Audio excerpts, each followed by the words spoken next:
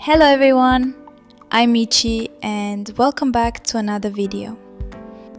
Today I just wanted to share my process on how I painted this piece from sketch to finish on Ibispaint X. So for starters, these are the references I used for this piece.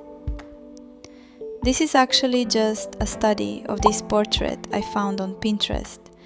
And I really wanted to practice painting dramatic lighting like this one. Just look at how beautiful the lighting is. It's soft, mysterious, but still very intense. And I wanted to capture that same feeling into this painting. Also, I used these two brushes for the rest of the painting.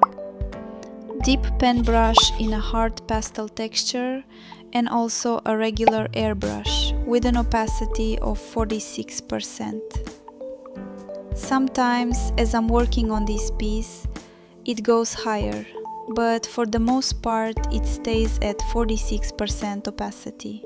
So let's start with the sketch. Doing the sketch was actually very easy.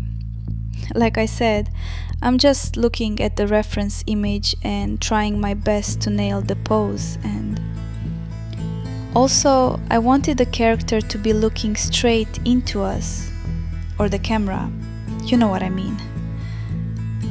I feel like that direct eye contact adds a lot more drama and emotional impact to the piece. Having a reference is very important because it helps you identify the mistakes when you're trying to sketch. And after finishing the sketch and flipping the canvas back and forth, it's time to work on the grayscale. Grayscale painting is all about values, you know. Using only shades of gray to define form, depth, and lighting. And for me, this makes the process feel less overwhelming and helps me stay focused on the original idea, which is adding more drama into the piece. So I really wanted to emphasize the dramatic lighting on the face and hair. Those areas were my main focus, especially because I love how strong lighting can completely change the mood of a piece. Like in all of the inspo photos I saved on Pinterest. I just wanted to capture that same feeling for this painting. Taking my time on the Greyscale Stage is very crucial, as it will be a lot easier to color later because the values are already there. So it serves as a guide for the rest of the painting process. At this stage, I like to do a quick color test to explore my initial idea. For this piece, I tried two versions, one with cooler tones, similar to the reference, and another with warmer tones that leaned more into the dramatic red lighting I had in mind. In the end, I chose the warmer version because it felt stronger and more expressive. Even my brother agreed. I actually let him choose which one he liked more. And he chose the second one.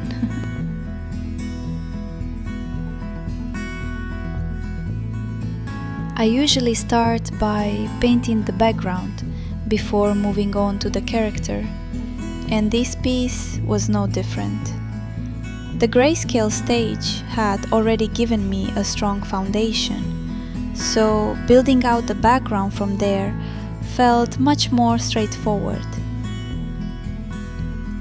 I'm only eyeballing the reference and I keep painting it in with the very dark red tones and adding more and more darker violet, more like a burgundy like this, to kind of make it more darker. and on the other side of the background, where the light is hitting on the back of the character, where that shadow is, I focused heavily on incorporating warm orange and yellow hues to bring out the dramatic lighting I had in mind. And to balance things out, I created a separate layer for shadows using deeper blues and violets. This keeps the warm red tones from overwhelming the scene and prevents the painting from looking too dark or muddy.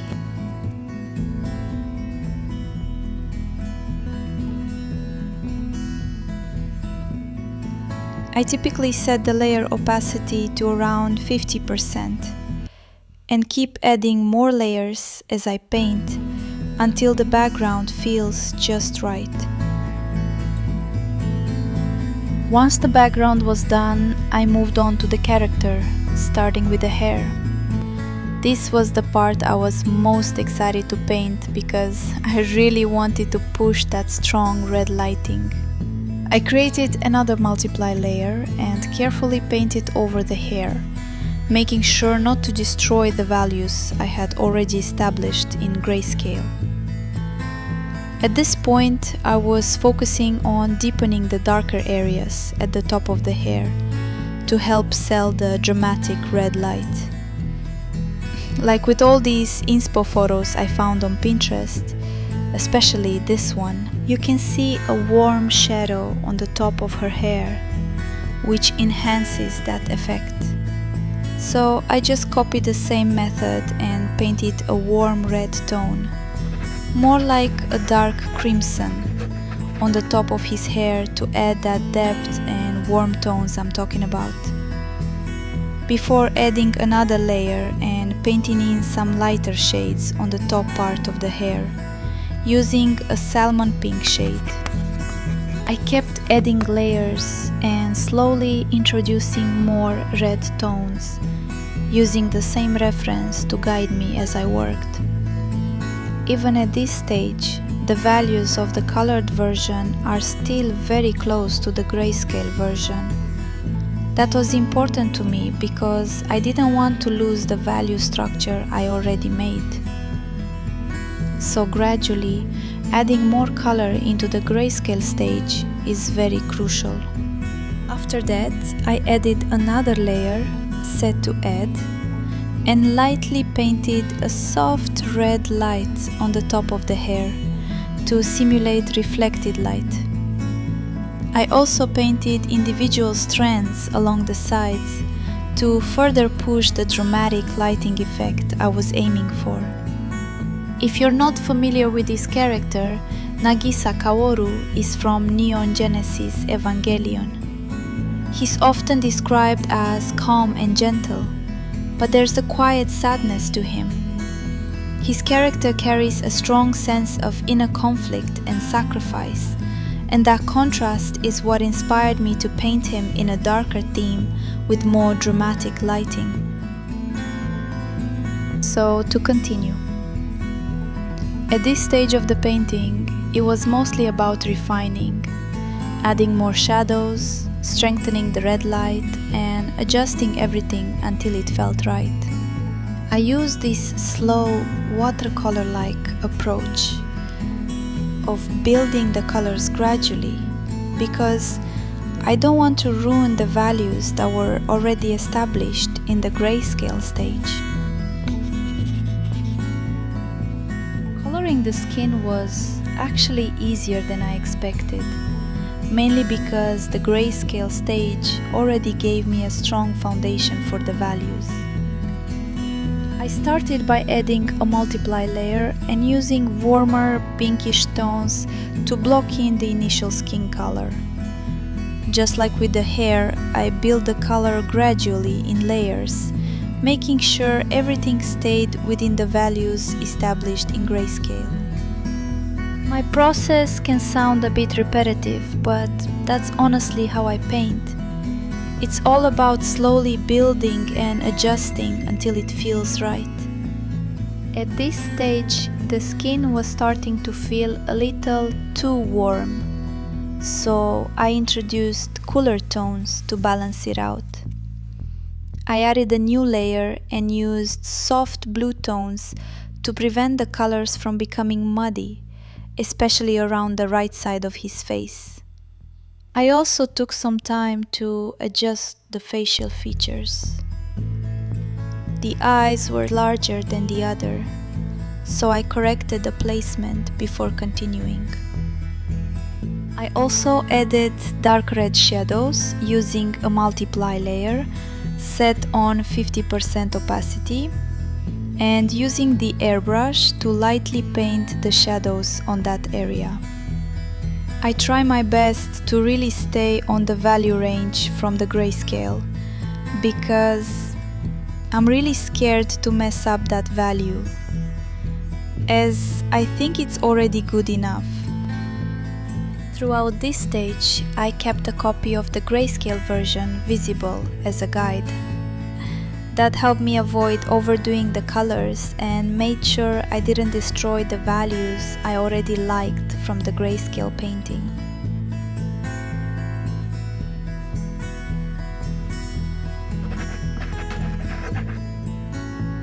Painting the plug suit was actually one of the more challenging parts of this piece.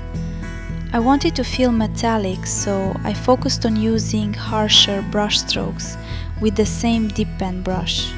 Now using this brush is actually quite good because it had this square shape, which is great to create those sharp edges, which is important when trying to paint metal.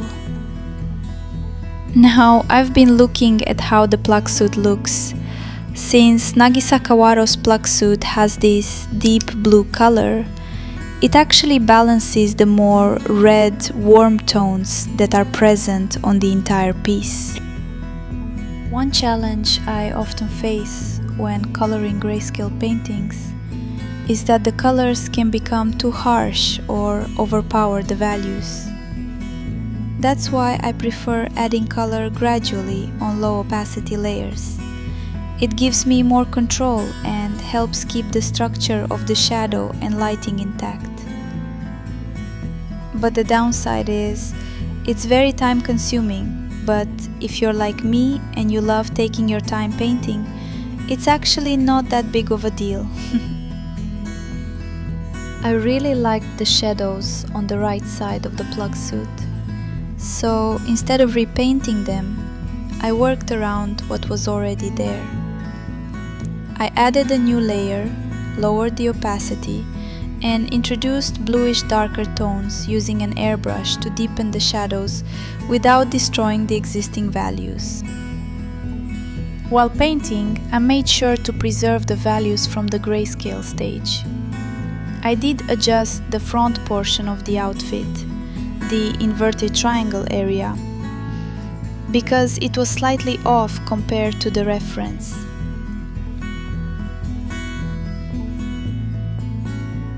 After finishing the plug suit, I moved into the final rendering stage. At this point, I'm very careful with every adjustment because I don't want to ruin the work I've already built. I focus on slowly refining, adding small details, soft transitions, and subtle adjustments to bring everything together.